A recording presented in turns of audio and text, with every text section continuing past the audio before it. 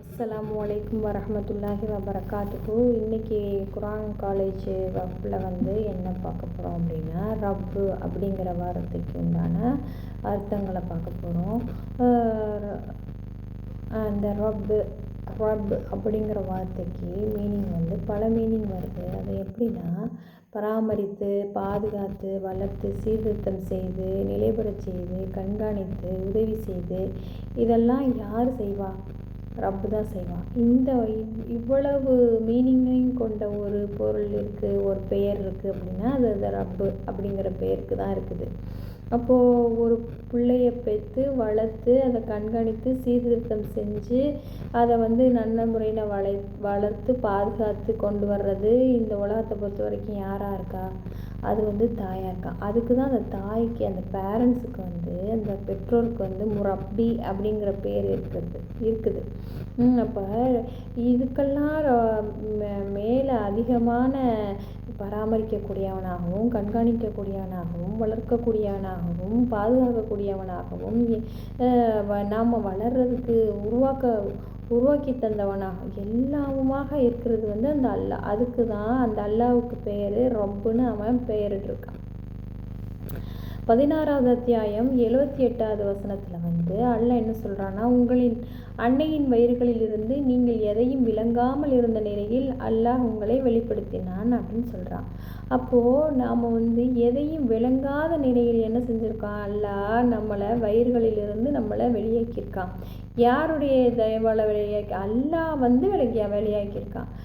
நான் நினச்சதுனாலையோ இல்லை டாக்டர் நினச்சதுனாலையோ நம்ம வெளியாகலை. அல்லாஹ் நினச்சதுனால தான் நாம் வெளியாகியிருக்கோம். இதை சிந்திச்சு பார்த்தாலே நம்ம அல்லாஹ் நம்மளை உருவாக்கியிருக்கான், நம்மளை தான் உருவாக்கியிருக்கான், நம்மளை பராமரிக்க போகிறான் அப்படிங்கிற ஒரு விஷயத்தை நம்ம இதிலேருந்து நம்ம விளங்கிக்கிறலாம். இப்போ அல்லாஹ்வுடைய நாட்டத்தினால தான் நாம் என்ன செய்கிறோம்? வெளியில் வந்திருக்கோம். இன்னொன்று நாம் அறியாத நிலையில் இருந்ததாக அல்லாஹ் சொல்கிறான். எப்படி அறியாத நிலைகள்? இப்போ இன்றைக்கி காலகட்டத்தில் என்ன சொல்கிறாங்கன்னா, ஒரு தாய் பிள்ளை சிசுவை சுமந்திருக்கும் போது நல்ல விஷயங்களை கேட்கும்போது அந்த குழந்தையும் நல்ல விஷயங்களையே கேட்டு வளரும், நல்ல பிள்ளையாக வளரும். அப்புறம் எதை படிக்கிறாங்களோ அந்த விஷயத்தையே அப்படியே கேட்டு வளரும் இப்படிலாம் சொல்கிறாங்க. அதெல்லாம் தவறு. அதெல்லாம் உடைத்து எரியக்கூடிய ஒரு விஷயமாக தான் இருக்குது இந்த வசனம். ஏதும் அறியாத நிலையில் உங்களை நாம் அல்லாஹ் தான் வெளிப்படுத்தியிருக்கிறான்ங்கிற வசனம் அதெல்லாம் உடைத்து எரியக்கூடியதாக இருக்கிறது. அப்புறம் 6வது அத்தியாயம் சூரத்துல் அன்ஆமில் அல்லாஹ் என்ன சொல்கிறான்னா, 46வது வசனத்தில் அல்லாஹ் என்ன சொல்கிறான்னா, அல்லாஹ் உங்கள் செவிப்புலனையும் பார்வைகளையும் பறித்து உங்கள் உள்ளங்களில் முத்திரையிட்டு விட்டால் அவற்றை உங்களுக்கு திருப்பி கொடுக்கும் கடவுள் அல்லாஹ்வை தவிர வேறு யார் என்பது எனக்கு தெரிவியுங்கள் என்று கேட்பீராகன்னு கேட்க சொல்கிறான். அப்போது நம்மளுடைய செவியும் நம்மளுடைய உள்ளங்களும் எல்லாமே யாருடைய பொறுப்பில் இருக்குது அப்படின்னு அல்லாஹ் சொல்கிறான்? அல்லாஹ்வுடைய பொறுப்பில் தான் இருக்குது, அவனுடைய கண்காணிப்புக்கு கீழே தான் இருக்குது. இதை தான் அல்லாஹ் இந்த வசனத்தில் சொல்கிறான். அப்போ இதை யோசித்து பார்க்கும்போது நம்மளுடைய செவியும் நம்மளுடைய பார்வைகளும் யாருடைய கண்காணிப்புக்கு கீழே இருக்குது? அவனுடைய கண்காணிப்புக்கு, அவனுடைய அதிகாரத்துக்கின் கீழே இருக்குது. அவன் நாடியதால் தான், அவன் நாடி நம்மளை பராமரிக்கிறதுனால தான் நாம் பார்த்துக்கிட்டு இருக்கோம், கேட்டுக்கிட்டு இருக்கோம். நம்மளுடைய உள்ளங்கள் திரையிடப்படாமல் இருக்குது அப்படிங்கிறது இந்த வசனத்தின் மூலமாக நம்ம அறிகிறோம். அடுத்து சூரத்துல் நமல் இருக்குல்ல, அந்த அத்தியாயத்தில் 27வது அத்தியாயம் 60வது வசனத்தில் அல்லாஹ் என்ன சொல்கிறான்னா, வானங்களையும் பூமியையும் படைத்து உங்களுக்காக அதில் வானிலிருந்து தண்ணீரை இருக்கிறானே அவன் சிறந்தவனா இல்லை அவர்கள் இணையாக்குவவை சிறந்தவையான்னு கேட்குறான். அப்புறம் அதன் மூலம் வனங்கொடிக்கும் தோட்டங்களை உண்டாக்கினோம், அவற்றில் மரங்களை முளைக்கச் செய்ய உங்களால் முடியாது. அல்லாஹ்வுடன் வேறு கடவுள் இருக்கின்றானா? எனினும் அவர்கள் இறைவனுக்கு படைப்படங்களை சமமாக கூட்டமாகவே இருக்கின்றன. அப்போது இந்த இடத்துல என்ன சொல்கிறான்னா, வானங்களா பூமியை அதெல்லாம் நான் படைச்சிருக்கேன். எதுக்காக படைச்சிருக்கேன்? இந்த மனிதர்களுக்காக தான் படைச்சிருக்கேன்னு சொல்கிறான். அதுலேருந்து தண்ணி வர்றதை தண்ணியை வச்சு தோட்டங்களை உருவாக்கியிருக்கேன்னு நல்லா சொல்கிறான். எல்லாமே இந்த பூமியில் உள்ள எல்லாமுமே வந்து அவனுடைய செயலால் தான் நடக்குதுங்கிறது இந்த வசனத்தின் மூலமாக நமக்கு தெரியுது.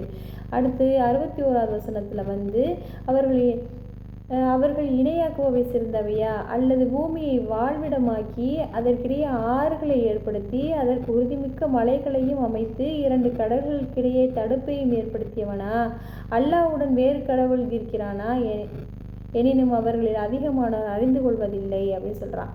அப்போது இந்த பூமியை எப்படியெல்லாம் ஆக்கியிருக்கேன், யாருக்காக ஆக்கியிருக்கேன் அப்படிங்கிற ஒரு விஷயத்த வந்து அல்லாஹ் இதன் மூலமாக நமக்கு தெரிவிக்கிறான்.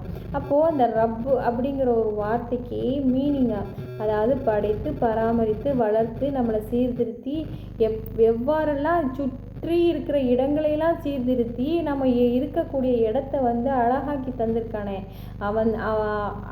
அதான் நம்ம இந்த ரப்பு அப்படிங்கிற ஒரு விஷயத்தின் மூலமாக அல்லாஹ் வந்து ரப்புல் ஆலமீனாக இருக்கிறான் அப்படிங்கிறத வந்து நாம் இதன் மூலமாக இந்த வசனங்கள் மூலமாக நம்ம தெரிஞ்சுக்கணும். 62வது வசனத்தில் வந்து துன்பத்திற்கு உள்ளானவன் பிரார்த்திக்கும் போது அவனுக்கு பதிலளித்து அத்துன்பத்தை நீக்கி பூமியில் உங்களை தலைமுறைகளாக ஆக்கியவன் சிறந்தவனா, அவர்கள் இணையாக்குவவை சிறந்தவையான்னு அல்லாஹ் கேட்குறான். அல்லாஹ்வுடன் வேறு கடவுள் இருக்கின்றானா, நீங்கள் குறைவாகவே படிப்பினை பெறுகிறீர்கள் அப்படின்னு அல்லாஹ் சொல்கிறான்.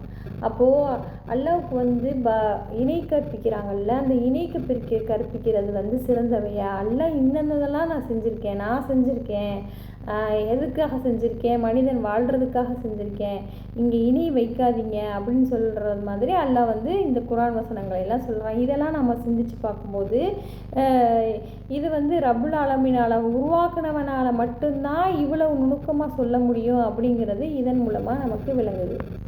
சாதாரணமாக நாம் பேரண்ட்ஸாக இருக்கிற பெற்றோராகிய நம்ம பிள்ளைகள் வளர்கிறதுக்கும் நம்ம பிள்ளைகள் படிக்கிறதுக்கும் நம்ம பிள்ளைகள் வந்து வளர்கிறதுக்கு உண்டான ஏற்பாடுகளை நமக்கு தெரிஞ்ச ஒரு விஷயங்களை நம்ம செய்கிறோம். அதே சமயத்தில் அல்லாஹ் இந்த உலகத்தில் அத்தனை மனிதர்களையும் உயிரினங்களையும் எல்லாத்தையுமே படைத்து பராமரிக்கிறான். அப்படிப்பட்ட அல்லாஹ்வுக்கு பேர் வந்து ரப்புல் ஆலமீன்கிற பேரை வந்து வச்சிருக்கிறது வந்து ரொம்ப சிறப்பு வாய்ந்ததாக இருக்குது.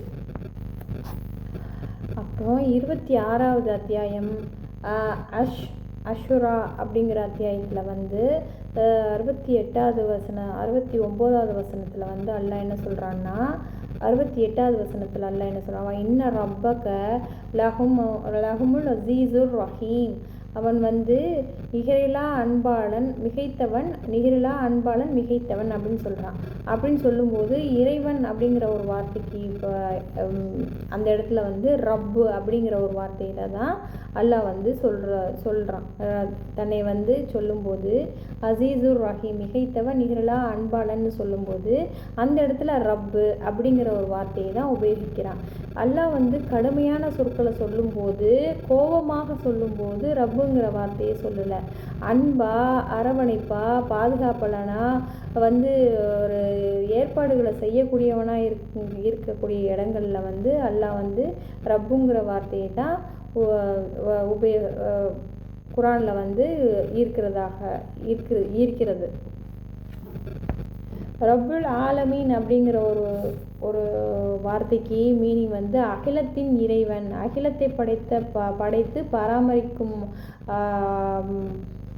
பராமரிப்பவனின்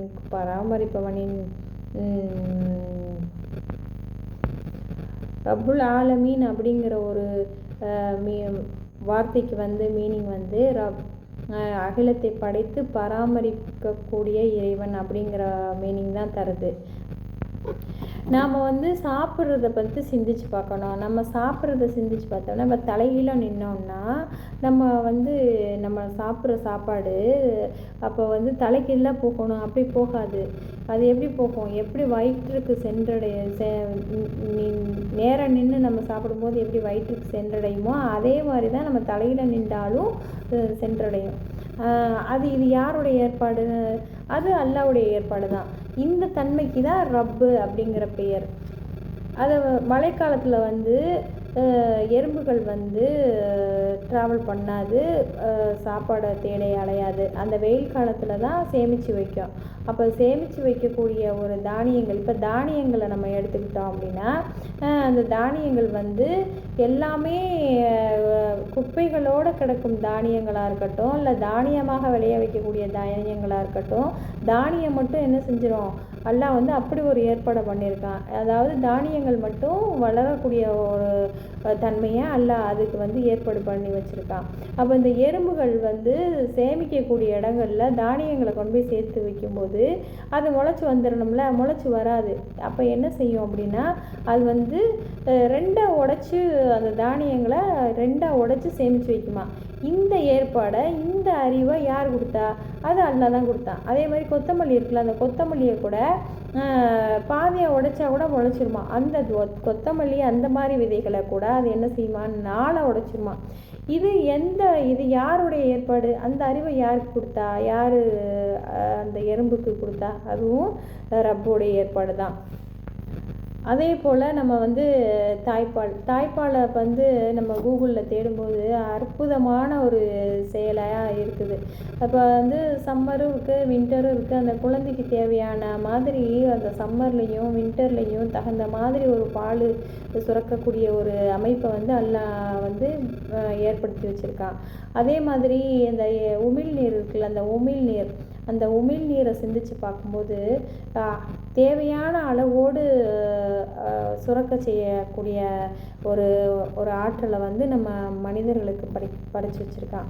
இப்போ வந்து சாப்பிடும்போது அந்த உமிழ்நீர் சுரந்தால் தான் அந்த எச்சிலோடு கலந்து அந்த உணவோடு சேர்ந்து அது இது பண்ணும்போது டைஜஷன் அதிகமாகுது. அதே மாதிரி பேசும்போது அதே அளவு உமிழ் சுரக்கலையே, சாப்பிடும்போது அந்த சுவையை நாக்கில் பட்டவுடனே சுரக்கிற உமிழ்நீர் இருக்கும், பேசும்போது வந்து எவ்வளோ சுரக்கணும் அப்படிங்கிற அளவுக்கும் அல்லாஹ் என்ன செஞ்சுருக்கான், அதையும் நிர்ணயம் பண்ணி வச்சுருக்கான், அளவுகளையும் நிர்ணயம் பண்ணி வச்சுருக்கான். இதெல்லாம் வந்து ஒரு மனிதன் வாழக்கூடிய தகுதியாக படைத்து அதுக்கு எவ்வளவு நுணுக்கமான செயல்களையும் அவர்களுக்கு வந்து சுற்றி உள்ள அமைப்புகளை அமைக்க வச்சு அல்லாஹ் வந்து நம்மளை படைத்து பராமரித்து வளர்த்து நம்மளை கண்காணித்து நம்மளை சீர்படுத்தி நம்ம இந்த வாழக்கூடிய ஒரு இடத்த வந்து நமக்கு ஆக்கி வச்சு இதெல்லாம் அந்த மாதிரி ஒரு ஏற்பாடுகள்லாம் வந்து அல்லாஹ் செஞ்சு வச்சுருக்கான். அந்த மாதிரி ஒரு தன்மைக்கு தான் அல்லாஹ் வந்து ரப்பு அப்படிங்கிற ஒரு மீனிங்கோட உள்ள பெயரை தனக்கு சூட்டியிருக்கான். அல்ஹம்துலில்லாஹ். அதை நம்ம சிந்தித்து அல்லாஹ்வுடைய பண்புகளை சிந்தித்து நம்மளுடைய வாழ்க்கையில் நம்ம வந்து நன்றி செலுத்தக்கூடியவராக நம்ம இருக்கணும். அல்ஹம்துலில்லாஹ். இத்துடன் எனது உரையை நிறைவு செய்கிறேன். அஸ்ஸலாமு அலைக்கும் வரஹ்மத்துல்லாஹி வபரகாத்துஹு.